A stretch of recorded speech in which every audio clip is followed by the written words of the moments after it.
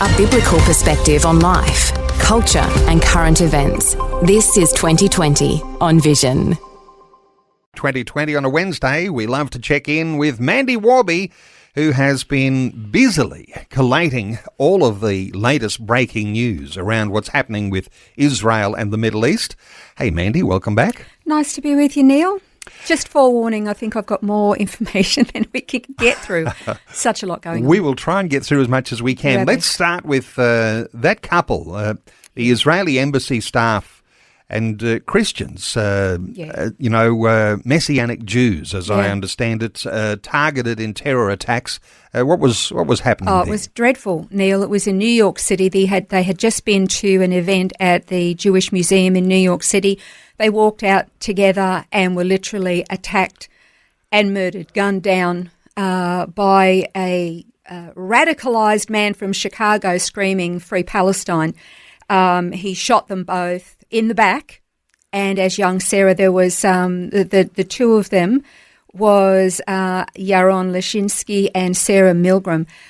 In the back, she started to crawl away, and he literally walked over to and emptied a new clip. He changed clips, and he literally unloaded two clips into them, screaming "Free Palestine." It was just a terrible thing. And that's not the only one. There was another group of Christians who were marching in solidarity for the release of hostages. They were under attack. Absolutely. This took place in Boulder, Colorado.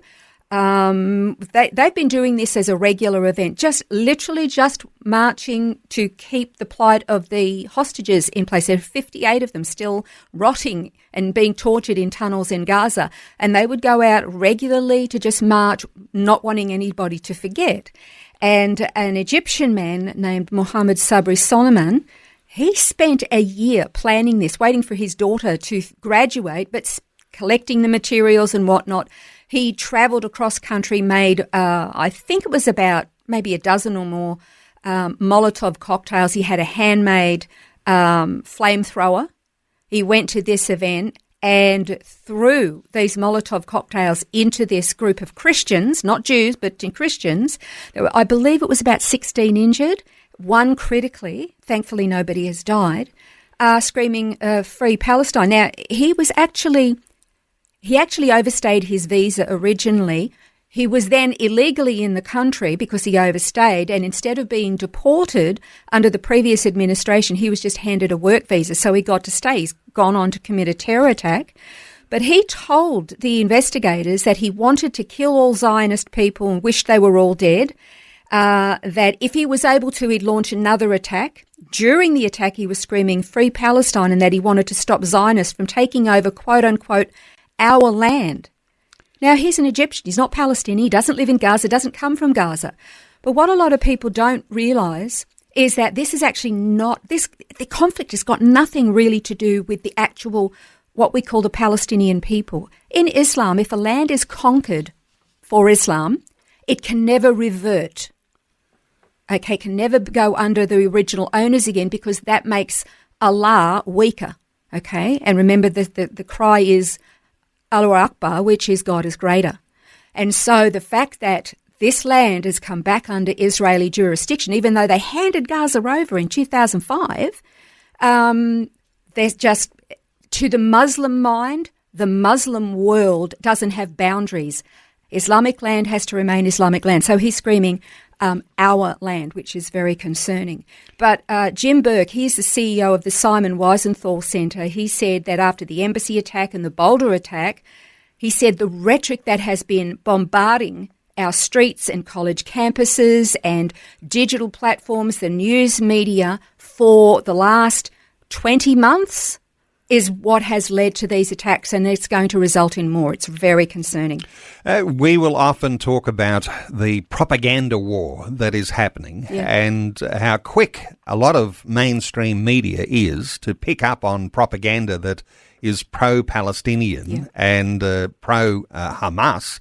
BBC, though, in the UK, they've been forced to have a bit of an about-face on some of the things they were broadcasting. Yes, they did. See, Israel said, OK, if we're going to allow aid to go back into Gaza, we're going to change the process of it being distributed, because Hamas just steals it, doesn't get to the people. Then Hamas then hoard it and then sell it to their people, which is supposed to be free, but they do it at exorbitant prices. It's one of the ways they fund themselves. So under the new scheme, which the UN rejected, I might add, what's happened is that Hamas has come out and are attacking their own people who are trying to get the aid. The UN chief has come out and blamed Israel for those attacks, and the BBC wrote a long article about it, but they've had to retract it. They had to go on and say that they had used geolocation technology on the supposed clip of the IDF killing Gazans. I mean, I've seen the clip. It was a Hamas terrorist. There was no IDF in sight. And they've just had to admit that this attack took place 4.5 kilometres away from the actual aid site. But unfortunately, the damage has already been done, Neil. Once they put that out, it spreads around the world in minutes.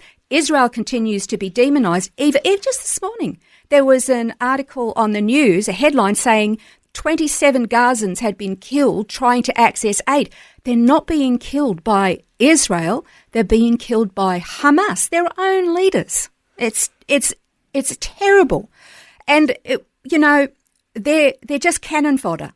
Hamas uses them as cannon fodder. And on the Russia Today TV, a journalist asked Hamas official Musa Abu Marzouk why Hamas didn't allow their people into 500 kilometres of tunnels underground so they could be safe.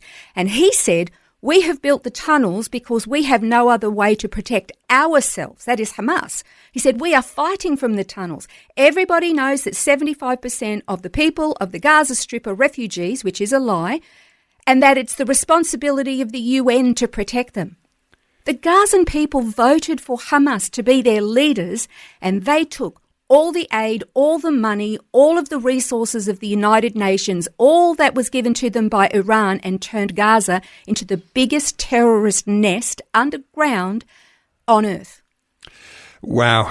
And, it's almost counterintuitive, isn't it, that you might say that the people above ground are not Palestinians, they're refugees, because that goes against the argument they have of making Gaza a land for the Palestinians. So precisely, exactly. It's a completely counterintuitive argument, but who cares about the truth when you hate Israel? Let's talk about dual citizens. Yes. People who are Israeli who have two passports. Yep. With some controversy developing in Canada. Yeah, well, this has happened in a few countries. Look, if you're an Australian who has a British heritage, we can be a dual citizen. If I wanted to, I could be a dual citizen of the UK because I was born there, right? Or if my parents are there, I could be a dual citizen. And that means if a conflict breaks out, I could, if I wanted to, fight for either country as a citizen. Well, it's the same if you're an Israeli Canadian or Israeli Australian. You can do the same thing. But the Canadian government, which has been released, they started this just a little while ago, have now started to investigate any Canadian citizen with dual Israeli citizenship who was in the IDF, investigating them for war crimes. The Royal Canadian Mounted Police are reportedly questioning Canadian citizens, whether they're in active duty or reservist members, regarding allegations that they've committed war crimes against humanity in their service. And it's dangerous because Israel is demonstrably the most moral army on the planet. But what people are noticing or questioning is, why is it that the Israeli dual citizens are now being tried for war crimes, but Gazans who are coming straight into Canada are being welcomed, given all the benefits, all the freebies and the handouts? None of them are being screened, questioned or scrutinised about what they got up to in Gaza. So it is happening in a few countries, but the lid has just been blown on what's happening in Canada. What about Yemen and the Houthis? They've been targeting American military, and they've been sending all sorts of drones and missiles into Israel. They've become one of the biggest threats, haven't they? They have. But now they're planning to target civilian aircraft? And they're admitting it. I mean, Israel has been bombarded north and south from Hezbollah and Hamas. Over 27,000 rockets. 27,000 rockets, Neil, in the first 12 months. And the world yawned and said, poor Gaza. You know, Israeli citizens were refugees in their own countries, having to flee those areas. But since the mostly dismantling of Hamas and Hezbollah, Houthis have actually increased. They already were. They were attacking ships in the Strait, sunk 2, killed 4 sailors. Israel and America sort of hit back. But now they've said we're not going to stop against Israel, and they have actually fired 44 ballistic missiles at Israel. Get this, they're averaging 2 a week. 2 ballistic missiles a week. Now, if the people of Sydney were being rushed into bomb shelters twice a week because an enemy state was firing ballistic missiles at them, what would our country do? Would we be asking our nation or our nation's allies to help us? Of course we would. This has become normal for Israel, and it's unacceptable. Just this morning, there was another attack. It was at 4:30 this morning. I was up early researching for this stuff. And I think it was, I'm just trying to think of how many communities it was, that 245 communities in Israel were running to shelters at 9:30 last night, 4:30 a.m. our time, to avoid this. And now they've actually come out and said, a spokesman from the Houthis said, upcoming operations will differ in quantity and substance from previous operations against Israel, and that they plan to add civilian aircraft belonging to the Israeli entity to their list of targets. Now, I would ask you, how many news reports have you heard about that, and how many condemnations have come from them? How many Yemeni embassy ambassadors have been called up and reprimanded, and how many UN declarations have condemned them? How many? Well, few and far between, I imagine. I would guess none, because I've heard of none, Neil. Okay, let's tackle a few things quickly here as well. The US nuclear proposal to Iran. Yeah. What's happened here? Okay, well, that's never going to happen. The Iranians are never going to agree to being non-weapon, having no nuclear weapons.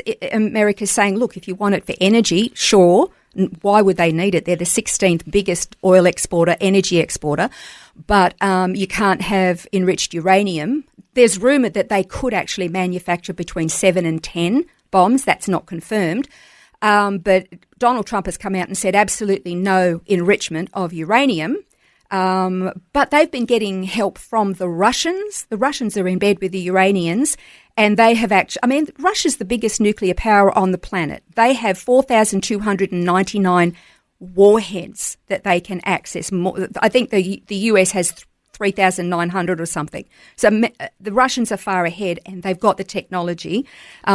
What is concerning is that they are still manufacturing the ballistic missiles, and they're now working on repairing their aerial defence systems that Israel knocked out after, Iran fired those 250 ballistic missiles out of last April. It's still up in the air with them.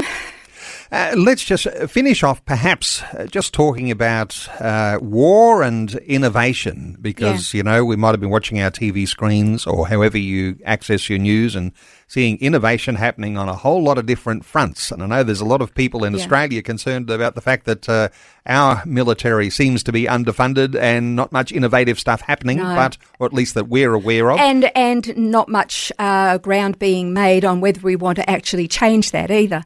But in Israel, it's literally life or death for them. So they have to have a big military budget.